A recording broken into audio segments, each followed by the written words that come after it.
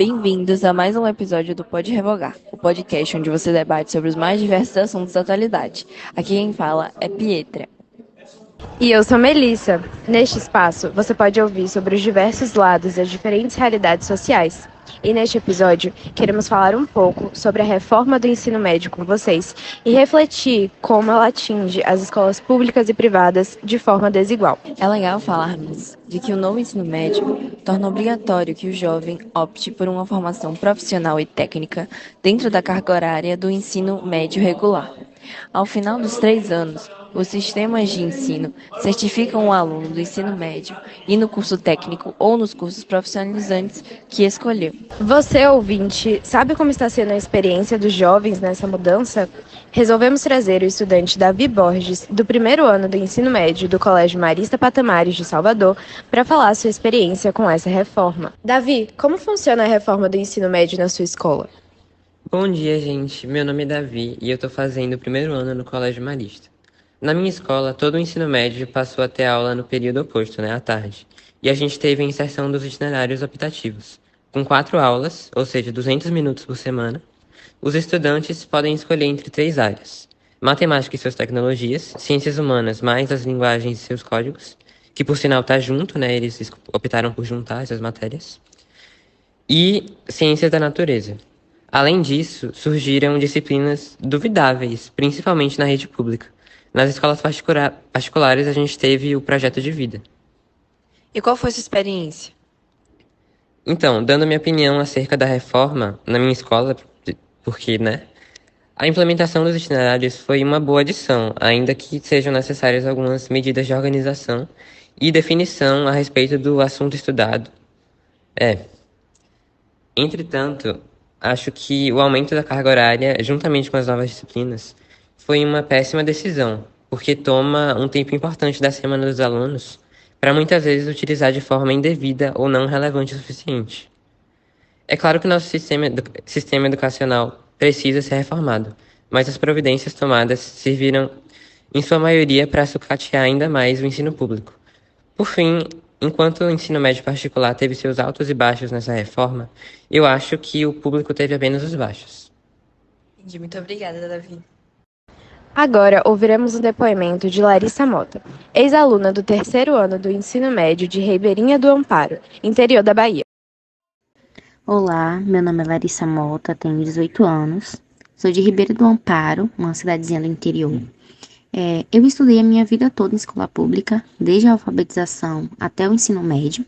Atualmente, eu faço licenciatura em matemática na UFBA, o que já é uma grande conquista, principalmente por conta da realidade em que vivia. Hoje vejo um mundo diferente, para além do que o lugar em que morava me permitia sonhar, o que acaba me motivando ainda mais. Eu quis ser professora porque quero ajudar os alunos da mesma forma em que fui ajudada, incentivá-los e mostrá-los que eles podem muito mais do que acham. Quero que eles saibam que a formatura no ensino médio é só o começo da vida deles. E eu sei disso porque tive professores incríveis para me incentivar. E eu quero ser essa professora para os meus alunos também.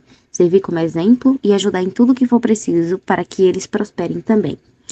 Em relação à reforma do ensino médio, na minha escola, ela funcionou da seguinte forma. Com o intuito de implementar a reforma, a escola precisou abdicar de aulas essenciais, tais como as aulas de biologia, que teve sua carga horária diminuída. E mesmo tentando fazer da melhor forma possível, isso nos deixou com uma lacuna maior do que a que já tínhamos, principalmente por se tratar de escola pública e no interior. A minha experiência, eu não considerei algo bom.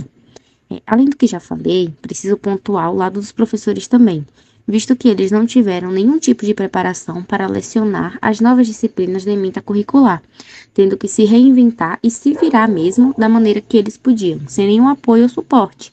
A verdade é que toda inovação ou mudança é ótima em teoria, mas na prática não acontece assim. A minha opinião sobre essa reforma é que, como eu já disse, não foi algo que considerei positivo. Tendo em vista que escola pública, a reforma do ensino médio não veio como algo bom.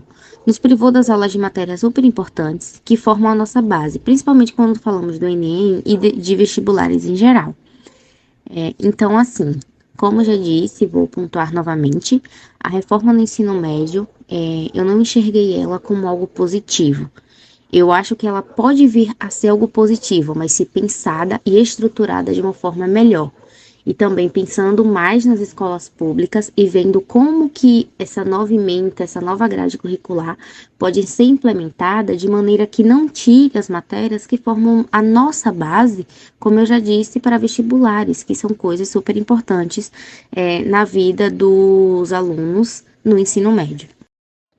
Agora, para encerrar, nós convidamos a professora de História, Daiane de Oliveira, a qual atua no Colégio Marista, onde nosso convidado Davi estuda, e da escola onde Larissa estuda, para apresentar sua visão abrangente sobre esse tema.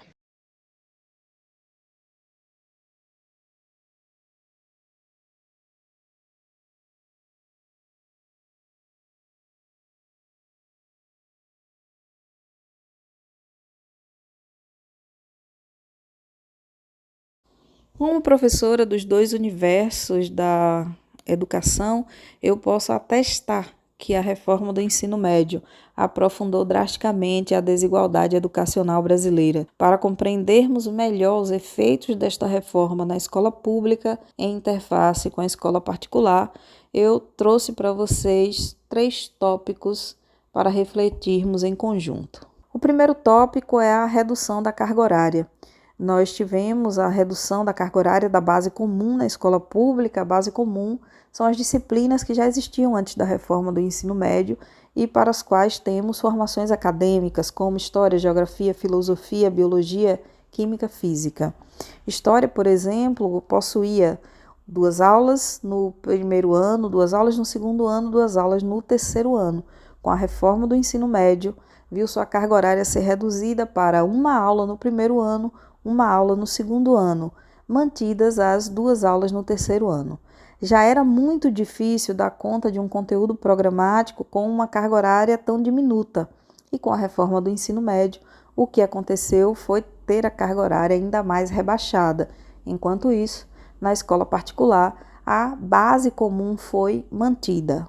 Um outro tópico a ser pensado é a impossibilidade de escolha dos itinerários formativos na maior parte das escolas públicas brasileiras.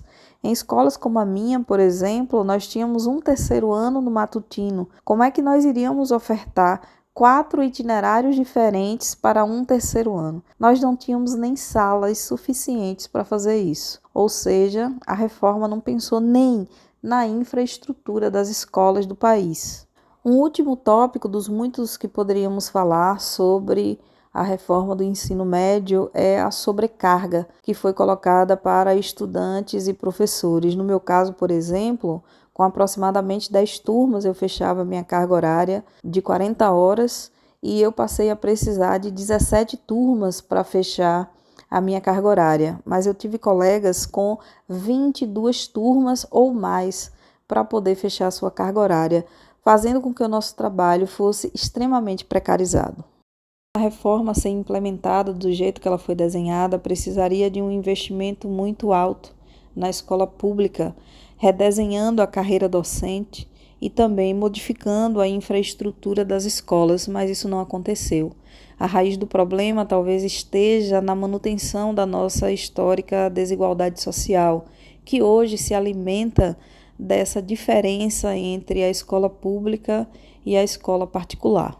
Sobre como resolver a diferenciação ou, talvez melhor dizendo, a ampliação da desigualdade promovida pela reforma do ensino médio, bem, nós temos um projeto de lei que já foi aprovado na Câmara dos Deputados, que está em discussão no Senado Federal e que prevê a retomada das 2.400 horas da Base Nacional Comum Curricular para as escolas públicas. Isso é um alento, estamos na torcida e acreditando na possibilidade de revertermos uma reforma que foi feita de maneira atabalhoada, que não afetou as escolas particulares, que conseguiram fazer um desenho, que foi um desenho satisfatório da reforma, mas que precarizou imensamente a escola pública brasileira.